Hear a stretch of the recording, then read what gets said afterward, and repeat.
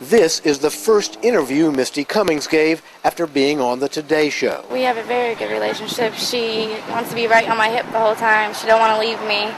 We always did makeup and hair. I mean, every morning she walked out the house looking like a queen for school. Did I drive her to school? I haven't drove her to school in a while, actually. Daddy has been driving her to school lately.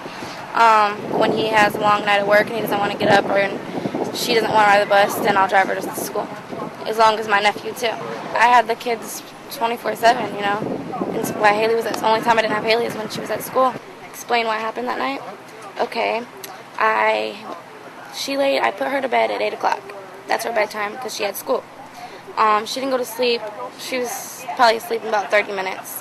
I was washing our blankets. I went and laid her blanket over top of her. She was sleeping. And then I made my bed and got into bed. And then I woke up about 3 o'clock and I was going to the bathroom, but I didn't make it to the bathroom. I noticed my kitchen light was on. And when I walked to the kitchen, the back door was open. So I run back to my bedroom to get my cell phone to call Ronald. And that's when I noticed Haley was gone. I was scared. I didn't know what to do. I've never had to go through anything like that before. I was very, very scared. And I just called my mom to let her know what was going on. And I was just really terrified, scared. Ronald was home before I called my mom. Some people thought he was cussing you out, but that was a misunderstanding. Tell me about that. He was yelling at the officer, the lady on the phone, because they weren't coming fast enough. He was not yelling at me. People are so upset that they want to blame somebody. Have you been unfairly blamed? A lot of people have tried to blame me for something like that, but I would never hurt any little kid. I love Haley more than anything in this world. That was like my baby. They used to call me stepmom. You know, they'd rather be with me than their own mother. My babies loved her.